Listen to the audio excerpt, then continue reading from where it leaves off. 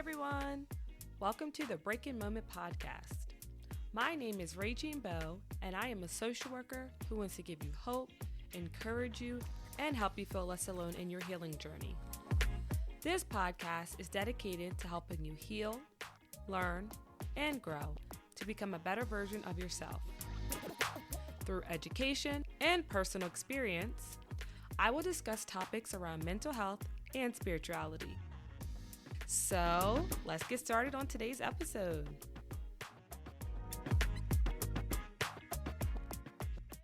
Hey everyone, and welcome back to another episode of the Breaking Moment podcast. I am your host, Regine Bowe, and I am excited to be talking to you guys again. I know it's been a little while, so I'm happy to be chatting with you guys. So before we get started today, there are some updates I want to give you about the Breaking Moment podcast. So as of this episode, the Breaking Moment podcast will be posting bi-weekly. So I was originally posting it weekly, but now I'm going to do bi-weekly. And I made this decision because I want to be consistent. I want to be consistent with you guys. Some of you might listen every week, some of you might not, but depending on what you do, I just want to be consistent. I know when I have episodes that I like with certain podcasts, I look forward to it on that Monday or that Tuesday or that Wednesday or whatever it is. So I'm big on consistency. So from here on out, we will be doing every 2 weeks. And I just think that will allow me to be more consistent with providing content for you guys. So as of right now, it will be 2 weeks. Things might change later on. It might go back to weekly or who knows. So, but as of right now, I just want to give you guys that update. A little other update. I might sound a little congested. I just fought a cold. I didn't know what it was. I took 3 tests for COVID. It wasn't COVID, but I was super congested and not feeling my best, I think, from the weather change and walking my dog in the mornings when it's like 20, 30 degrees. My body was just exhausted, and I had to put all my energy into fighting this cold. I'm not sure if it was the flu. I don't know what it was, but I'm feeling a lot better. But just so you know, I'm a little congested. And this is just your little reminder that, you know, it's okay to not be okay. It's okay to take a break. It's okay to take care of yourself. And I'm super proud of myself because I was feeling bad, and some of me was like, I got to do the episode, I got to do this, I got to do that. But I had to be honest with myself, and I said, right now, I need to take care of my body. I am fighting this cold. I'm exhausted. Right now, the best thing I can do is sleep, and that was the best thing. Resting when you're sick and, you know, sometimes not feeling the best can be a good cure for you. And that was what I needed. I needed to rest. I took off work, and I feel so much better, and I'm glad I did it. And I'm sharing that because, you know, some of you guys, most of you guys listening, know some of the things I've struggled with. And just to remind yourself that sometimes things happen out of our control. I did not plan to get sick. It happened. But when it happened, I dealt with it. And I'm proud that I dealt with it. I'm proud that I didn't set my feelings aside. I'm proud that I didn't put myself last and said, nope, I'm going to go to work anyway, or I'm going to post anyway, or I'm going to do this anyway. But I put me first and said, nope, I am going to lay in bed and relax and take medicine if I need it and sleep. And so that's your reminder that if you're not feeling well, it's okay. If you're not feeling well mentally, it's okay. You have to take care of yourself. And if you are doing that, I'm proud of you because that's a big part of healing, being aware of things, taking care of you. Remember the self-love episode, self-respect, the importance of self-love. And it'll help you gain a better relationship with you when you're able to do those things. I'm going to get started on today's episode, which I'm super excited about. So today we're going to be talking about imposter syndrome. Some of you may or may have not heard of this. Imposter syndrome is how can I put it? It's when you pretty much feel like a fraud. You know, I always give definitions. I'm going to give you a good definition, but the way I interpret imposter syndrome is you feel like a fraud. You feel like you doubt yourself. It's big on self-doubt and believing in yourself and confidence in yourself. It's tough to struggle with imposter syndrome. And just so you know, when I was looking it up and stuff, and I actually spoke to my therapist about it too, it is not a clinical diagnosis. which is very interesting. It is not. So, like when someone gets diagnosed with anxiety or depression and stuff like that, it is not diagnosed clinically. But it is linked to other things, which I will talk about a little later on. So I want to ask you, do you ever feel like a fraud? Maybe at your job, maybe when you get good grades, maybe when you accomplish something, maybe when you do something well. Or do you feel like every time you achieve something, it was luck or not from your own abilities? If so, then maybe you struggle with imposter syndrome. Maybe you say things like, I don't belong here. I don't fit in. I don't feel like I fit in because everyone else is smarter than me. Or, I'm not as smart as them. I'm not as good as them. And I have to prove myself, or I'll never be like them, and stuff like that. So imposter syndrome is a very, I think a lot of people struggle with it more than they think. And a lot of things I learned about myself, I didn't learn until I got in the profession and it opened my eyes. I became aware of it. But the more I think about it, I think I struggled with imposter syndrome since I was little, feeling like I don't fit in, feeling like I have to prove myself, feeling like I'm a fraud, even when I proved myself millions of times. That's the thing that gets me is like, we will prove to ourselves.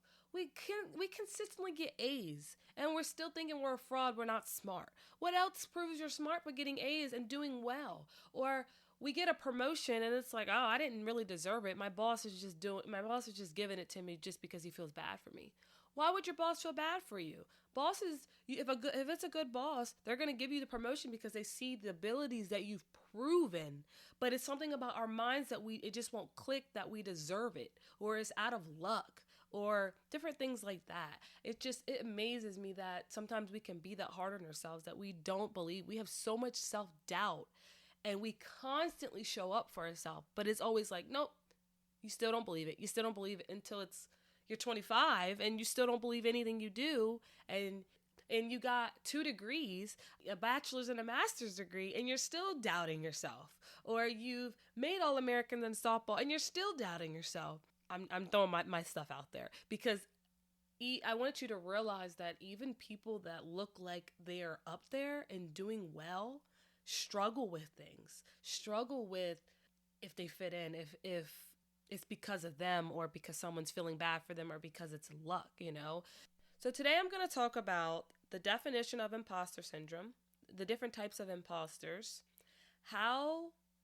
imposter syndrome affects our lives, some of the causes of imposter syndrome, and how we can stop it. And I'm going to end with a Bible verse. It's one specific verse I want, but I always try to read a little ahead so you kind of can understand it. I'm going to be looking at tying that in to help us with imposter syndrome. So an article from National Library of Medicine on imposter syndrome. So they defined it as, it is a behavioral health phenomenon described as self-doubt of intellect, skills, or accomplishments among high-achieving individuals. These individuals cannot internalize their success and subsequently experience pervasive feelings of self-doubt, anxiety, depression, and apprehension of being exposed as a fraud in their work, despite objective evidence of their successfulness. And I know that was a lot, but it's pretty much what I described it as. You feel like a fraud. You feel like you have to prove to others and prove to yourself. You feel like no matter what you do, it's not enough. You feel like you got the award, but it wasn't because of you. So then you have to keep proving. Then despite the successfulness of getting the award, or despite the successfulness of getting good grades or getting the promotion, we still think we're frauds. Like it's almost like a continuous cycle, and it's almost like nothing's good enough. Nothing will prove to us that we are good enough and that what we're doing is from our own abilities. The article also talks about the relationship between imposter syndrome and other behavioral health disorders, including burnout. I talked about burnout, when you're physically, mentally, emotionally, spiritually just drained from everything because you constantly do and give and do so much. And I think that's tied to imposter syndrome because we feel the need to keep proving ourselves. We're proving ourselves to ourselves. We're proving ourselves to our boss. We're proving ourselves to everyone. And everyone most likely probably believes in us. You know, the boss gave you the promotion for a reason, but we're still thinking we have to prove to him because we internalize ourselves as frauds. So it's connected to burnout, depression, anxiety, and other behavioral health issues. So even though it's not clinically a diagnosis, it is connected to many behavioral health disorders. So it is important to be aware of it because maybe you are struggling with anxiety like me and realize that you're also struggling with being an imposter. Think about how anxious that is, constantly feeling like you have to be perfect, constantly feeling you have to prove to people when there's nothing to prove. Like, you're good enough is good enough. You are doing a good job. You have excelled in many things. It is okay. You don't have to prove anything else to anyone. Keep showing up and doing your best. And sometimes I have to sit and have these conversations with myself, like, Regine, I'm doing way too much. My boss asked me for this. My boss asked me for one paper, and here I am making the expectation that I got to do 3 because I got to prove that I am a good enough therapist and this and that. Like, no, I was asked to do this one thing, so I'm going to do this one thing. So imposters, they might over prepare, like I just explained. They might over prepare or work much harder to make sure that nobody discovers one as a fraud. And I wanted to throw this statistic out here. Around 25, and this is also from the article, around 25 to 30% of high achievers may suffer from imposter syndrome, and around 70% of adults may experience imposterism at least once in their lifetime. So this shows you that a lot of people, 25 to 30%, struggle with it. And most of the time, it's high achievers, We continuously keep thinking we're not good enough. We keep self-doubting ourselves when it's like, look how much you've overcome. And, we don't look at it, and like I said, we don't look at it as I'm overcoming so much more than this person, but just look at maybe an average person and look at what you're doing. You're doing good enough. You don't have to keep continuously proving a point when you're good, when you are doing a lot and you're doing well. So there are different kinds of imposters from www.simplypsychology.org. So there is the natural, and I'm going to go in depth about each one, but I'm just going to read them first. There's 5 different imposters. So as I read them, I want you to think about what comes to mind for you. And if you do struggle with it, remember, it's not something to beat yourself up about. The more we are aware of a thing, the more that we can dive deep into the why and figure out what helps with that. It's not to beat yourself up like, oh, I'm an imposter. Now that's another thing I have to add to my list. Now I'm an imposter, and then I struggle with anxiety. Now I struggle with depression. I'm not good enough and this and that. No, when we learn about things, yes, it's hard. It is still going to be hard no matter what, but it's to teach us and become aware of it so that we can deal with it. Okay, so now we're going to go over them. There's the natural genius, the perfectionist, the soloist or rugged individualist, the superhero, and the expert. So, the natural genius. They spend their life picking up new skills with little to no effort, and they believe they should understand new material and methods in record time. They can feel devastated and embarrassed when they don't succeed on their first time. They feel like a fraud when they struggle because they believe that proficient people can handle anything with little difficulty. So that's the natural genius. The perfectionist focuses on how they do things to the point where they demand perfection, coming from themselves and every aspect of their lives. They might be avoidant to trying new things if they feel they can't be perfect at it. They set unrealistic goals because perfection can't be achieved. And when they don't reach the goal, they feel like failures and criticize every little mistake instead of being proud of the little things they do. They don't acknowledge their efforts. That one is me. I always feel the need to be perfect at everything. The routine's got to be perfect. The worksheet has to be perfect. The session has to be perfect. I'm working on it. I'm aware of it now, but that is something I have to be perfect as a dog mom. I got to be perfect as a daughter. I got to be perfect as a girlfriend. I got to be perfect as a friend. Everything I do, not just work related or school related, it kind of affects every weekday life, The soloist or rugged individualist. They're very individualistic and prefer to work alone. They believe they should be able to handle everything individually. If they cannot achieve success independently, they will consider themselves unworthy. Self-love is connected to their productivity. They believe receiving help is a sign of weakness or means they are admitting to their own inadequacies, which present to them as failure. So they really believe that they got to do it on their own. If someone helps them, then they're weak, they're a failure, and that's when they think they're a fraud. The superhero. They link competence to their ability to succeed in every role they hold. An employee, a parent, a student, or a friend. In their opinion, failing to navigate all of the demands of these roles successfully proves their inadequacies. So if they can't navigate being the good mom, being the good student, being the good friend, all that, then they think that they're the frauds. They think they're inadequate. They feel they must push themselves to the limit, giving out lots of energy to perform well in every role. But even with this maximum effort, their imposter feelings may not be resolved. And you might be reading these because I also had this happen to me where I'm reading them and I'm kind of like, ooh, I kind of feel like I'm a little bit of each, but it's important to maybe try to focus on one specific thing that you think you are, because I think some of them are linked together, definitely. And the last one is the expert. The expert, they have to learn everything. They have to learn everything that there is to know about a topic before considering their work a success. They might spend so much time pursuing their quest for more knowledge that they end up having to devote more time to their primary task. They are often highly skilled, but underrate their expertise. They're never satisfied with their level of understanding. They expect to know all the answers and feel like a fraud when they can't answer a question. So those are the 5 different imposters. And I know I'm throwing a lot of things out there.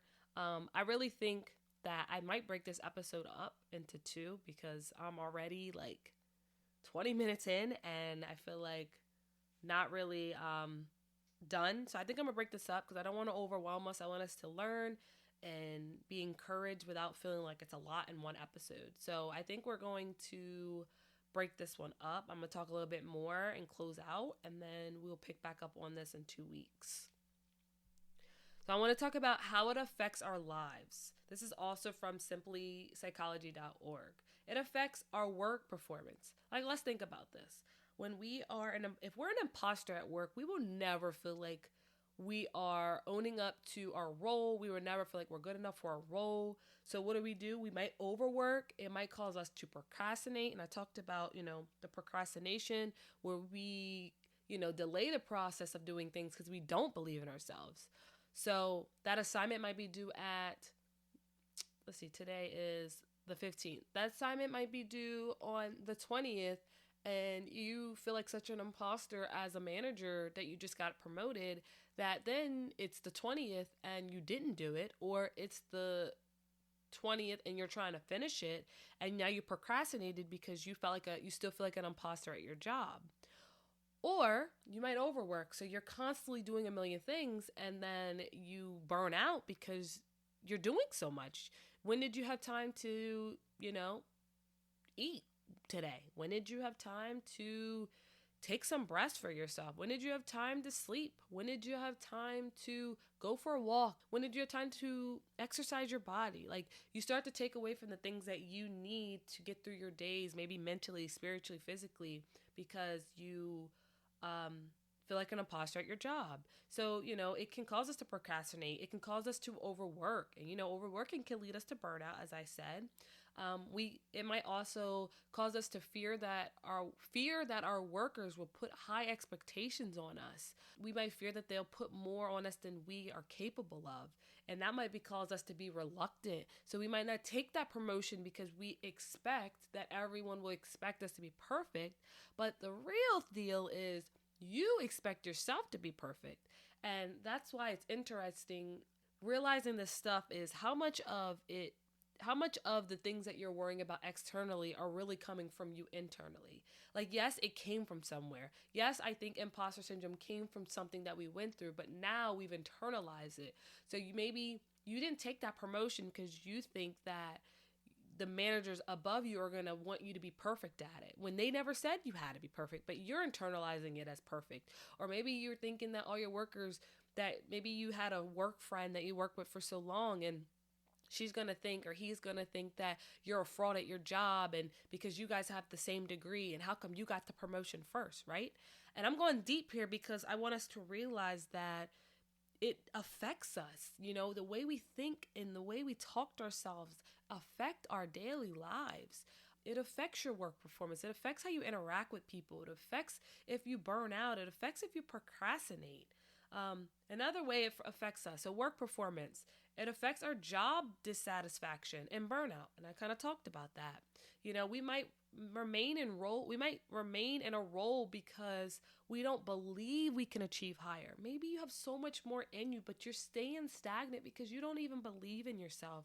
But you've constantly proven to yourself that you are capable of this. You're capable of moving. You're capable of taking a higher position. You're capable of going for another relationship because you've learned so much about your old relationship. You're capable of so much more than what you're doing right now. And sometimes we'll stay where we are because we don't believe we can achieve higher. We also might underestimate our skills or fail to acknowledge how other positions might emphasize our abilities. What if you need that push? What if being in the manager position finally allows you to see your value, and you start to stop thinking like you're an imposter because now you've seen your worth? Sometimes you never know what it takes for you to finally sit into it and realize that, wow, all along I didn't believe in myself, but now I see it. I think sometimes we have to get to a point in life where finally it clicks that, we aren't imposters. We are on this world. We are here in this position for a reason, whether it's to learn, whether it's to grow, but we're here for a reason. You're not an imposter, You are here for a reason. You have the skills you have for a reason. And you have to start little by little remembering all you've accomplished and done and talk to yourself through it. Another way it affects our lives, so work performance, job dissatisfaction / burnout. We might avoid seeking promotions. I talked about that because we don't believe in ourselves. Affects if we take on responsibility. We might take on so many roles because we want to be good at everything, or we might take on less responsibility because we don't believe in ourselves. That speaks for itself. You don't believe in yourself. Of course, you're not going to want more, and you're going to settle. And if you doubt yourself, you might take on so much to prove to others, to prove to yourself that you're good enough. Everyone responds differently as an imposter. This could happen to imposters where success creates self-doubt. When we struggle with imposter syndrome, achieving a significant milestone, even when we achieve a significant milestone, we are unable to recognize our accomplishments. So even though you are the first generation to graduate college, you're still doubting yourself, when that itself speaks volumes. You maybe weren't shown how to balance the life of school and social and sports and work, but you did it. You spent 4 years and you got a degree, and you're the first one in your family. And that speaks volumes for you. But that isn't enough for you. You still doubt yourself because of your past. You still doubt yourself because of things. So it can create self-doubt. Another way it affects our lives, it attributes to how we attribute our success to external factors. So instead of saying, I did it because, I studied hard. I studied hard for this test. That's why I got an A. Nope. Instead we say, it's because of luck. So we believe external factors contribute to our success instead of us. But then when things go wrong due to outside reasons or due to external factors, then we take the blame. So sometimes we'll get the accomplishment. All right, we got the good grades. It's just luck, even though you studied your butt off, right? But then when something goes wrong, like maybe you're presenting to a group and one of your presenters get sick or something, and now you have to present, and you started stuttering, and then maybe you stuttered and you kind of went blank or whatever happened, then we blame ourselves. So when things go wrong, we tend to blame ourselves, but when things go right, we look for external things. We look for other things as to why we got it right. So we won't accept the good things we've done, but we accept the wrong things that happen. Oh, that's my fault. We'll take the blame, but we won't take the success. Another way it affects our lives is it affects our task and our goal setting. Overachievement can lead to setting high expectations and feeling disappointed when one does not meet the expectation. That's kind of with the perfectionist. We set this bar high. We have to be perfect. When you wake up, you got to be perfect at this. Nobody's perfect but God. I always say that because it's true, and I'm saying it because it constantly reminds myself, because we aren't going to be perfect. We are human beings. We're going to make mistakes. All we can do is get up and do our very best. And because of that, it affects our task. It affects how we set our goals. It affects our routines. It affects all that. It affects, if you say today my goal is to make $1 million, and then you don't do it, and then you beat yourself up. Like, let's be real. I'm not saying you can never make $1 million, but today you're going to make $1 million. How? What? What's the plan? You got to break it down. But that's what I mean. We put this high expectation of, I'll only be happy when I do this. I'll only be happy when I do that. And then we don't reach it, and then we're not happy, or then we're frauds. So it affects our lives. It affects our goals and our task. It also impacts our mental health, of course. It might cause us to feel frustrated. It might cause us to feel depressed. It might cause us to have fear of being a fraud. It might cause us to lack self-confidence. It might cause us to have anxiety or shame. It affects so much. And I know it's not a clinical diagnosis, but like I said, it is linked to many things. So if you think you struggle with imposter syndrome, I wonder what it could be connected to. Is it connected to maybe anxiety too? Is it connected to maybe depression too? And it's just something, to think about. It's something that we have to look at ourselves and really analyze how this, impacts us. And I think I'm going to pause here. Next week I will talk about the causes of imposter syndrome. I'll talk about become aware and decrease the imposter syndrome thought process. It's hard to stop something completely, but how can we decrease our thought process of being an imposter? How can we manage feeling like we're imposters, right? Because we have a lot of emotions with it. Maybe we felt like we weren't good enough as a child, and this is why we feel like imposters.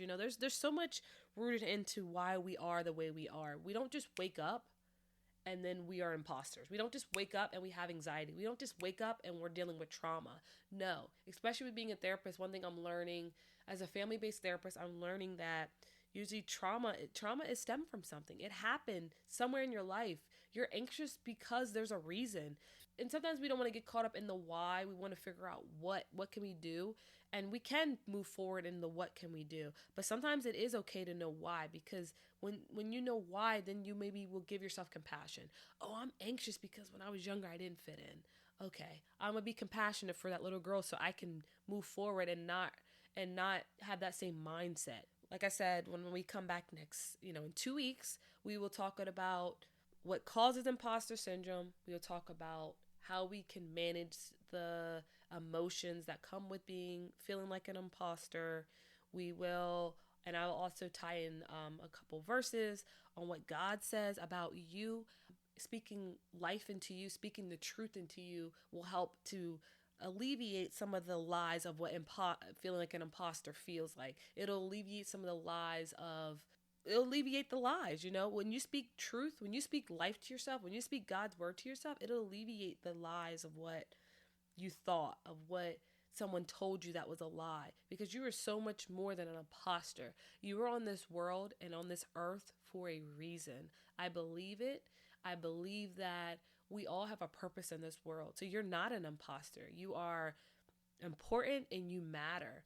And as I'm going to close today, like I said, if you're struggling with that, I want you to know you're not alone. As I just shared, I struggle with it. And it is a daily process. Once I became aware of it, it doesn't go away. It's a continuous thing that we work on. And it's a continuous reminder of who you really are. And I think that's one of the ways to fight this. And I don't want to keep going because we'll talk more about it in 2 weeks. But in closing, I want you to know that you are valued and you are loved. You are good enough. You are not an imposter. You are at that position for a reason. You had those kids for a reason. You are in the situation you are in for a reason. You are a mother for a reason. You are a father for a reason. You are so much more than your past and your hurts and your worries and your mistakes. And, I pray that you start to learn your value, because I think once you start to learn your value and you start to learn who you are as a person, then it will diminish how much all the other stuff affects you. It will diminish the lies of the past and of mistakes and what people said, and it'll diminish the feeling of feeling like an imposter, because you would start to step in and believe who you really are. So that's it for today, guys. Like I said, we're going to start doing 2 weeks. I'll talk to you guys again in 2 weeks, and I hope that you have a great rest of your day. I hope you had a good Valentine's Day. I hope that you were showered and you were showered with love, or you showed yourself love, or both. I hope that, you have a good rest of your week.